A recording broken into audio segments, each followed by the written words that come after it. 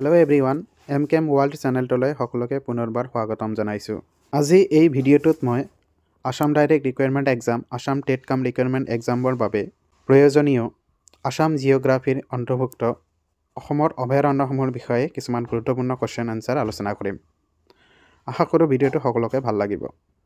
প্ৰথম কুৱেশ্যনটো হ'ল আমাৰ যে অসমত মুঠ কিমানখন বন্যপ্ৰাণী অভয়াৰণ্য আছে।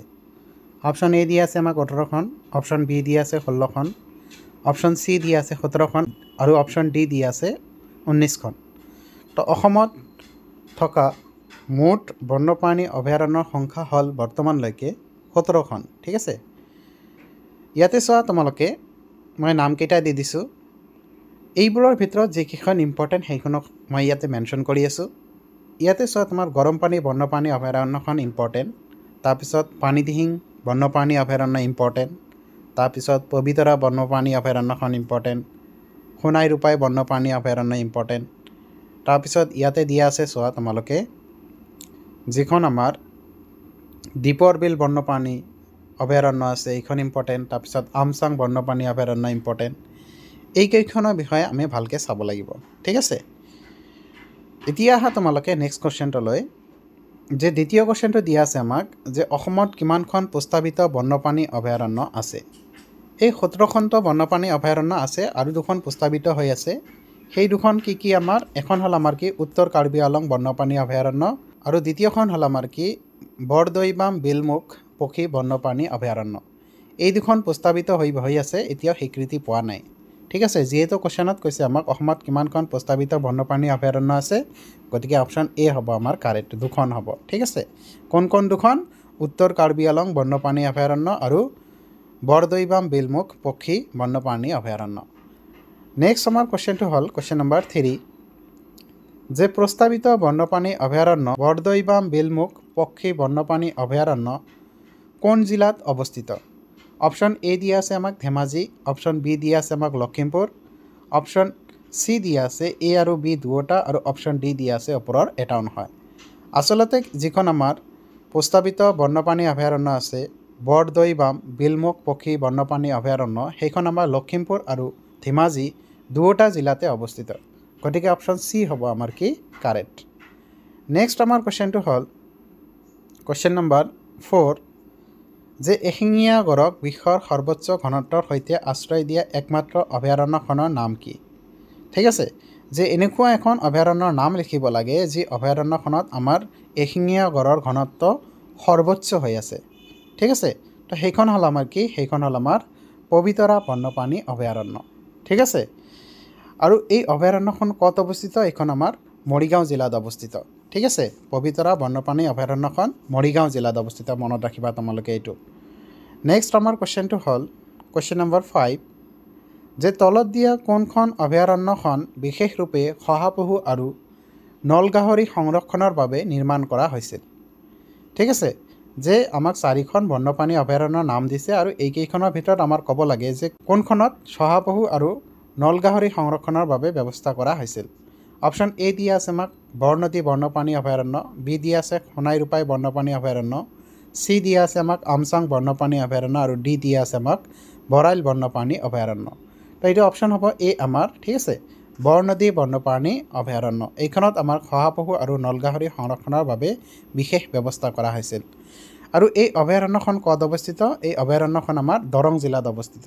ঠিক আছে, নেক্সট কুৱেশ্যনটো হ'ল আমাৰ কুৱেশ্যন নম্বৰ 6, যে পানীদিহিং বন্যপ্ৰাণী অভয়াৰণ্য কোনখন জিলাত অৱস্থিত?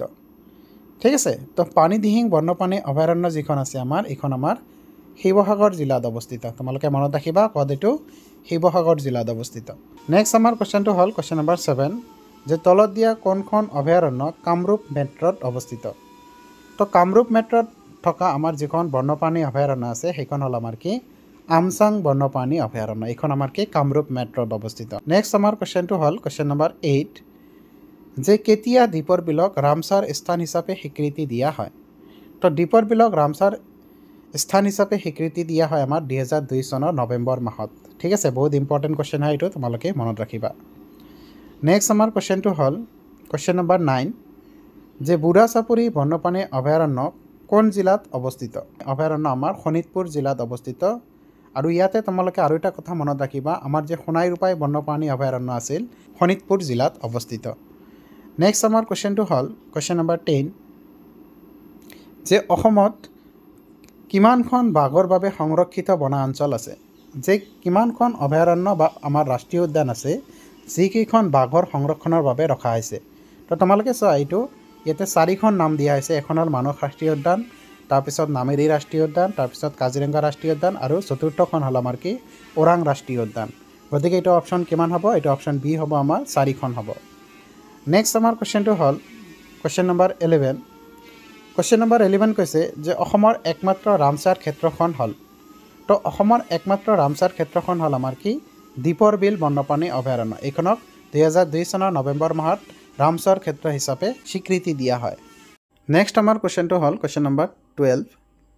যে অসমত কেইটা জৈৱমণ্ডল সংৰক্ষিত বনাঞ্চল আছে তো অসমত আমাৰ দুটা জৈৱমণ্ডল সংৰক্ষিত বনাঞ্চল আছে এই দুটা হ'ল আমাৰ কি এটা হ'ল আমাৰ মানস ৰাষ্ট্ৰীয় উদ্যান আৰু আনটো হ'ল আমাৰ কি ডিব্ৰু-চৈখোৱা ৰাষ্ট্ৰীয় উদ্যান তো বহুত ইম্পৰ্টেণ্ট কোৱেশ্চন হয় এইটো তোমালোকে মনত ৰাখিবা যে অসমত কেইটা জৈৱমণ্ডল সংৰক্ষিত আছে দুটা আছে এটা হ'ল আমাৰ মানস ৰাষ্ট্ৰীয় উদ্যান আৰু আনটো হ'ল আমাৰ কি ডিব্ৰু-চৈখোৱা ৰাষ্ট্ৰীয় উদ্যান ঠিক আছে তাৰপিছত হ'ল আমাৰ কোৱেশ্চন নম্বৰ 13 যে গৰমপানী বন্যপ্ৰাণী অভয়াৰণ্যখন ক'ত অৱস্থিত ঠিক আছে তো গৰমপানী বন্যপ্ৰাণী অভয়াৰণ্য আমাৰ কাৰ্বি আংলং জিলাত অৱস্থিত এইটো মনত ৰাখিবা তোমালোকে বহুত ইম্পৰ্টেণ্ট হয় তাৰপিছত আমাৰ কোৱেশ্চনটো হ'ল কোৱেশ্চন নম্বৰ 14 যে অসমত কিমানটা হাতী সংৰক্ষিত বনাঞ্চল আছে তো অসমত হাতী সংৰক্ষিত বনাঞ্চল টোটাল আমাৰ কেইটা আছে 5টা আছে ইয়াতে নাম কেইটা মই দি দিছোঁ তোমালোকে চাবা চিৰাং ৰাইপু ER মানে এলিফেণ্ট ৰিজাৰ্ভ কৰি ৰখা হৈছে ইয়াক ইতে এলিফেণ্ট বুজাব আৰু আৰতে কি বুজাব ৰিজাৰ্ভ কৰা বুজাব ঠিক আছে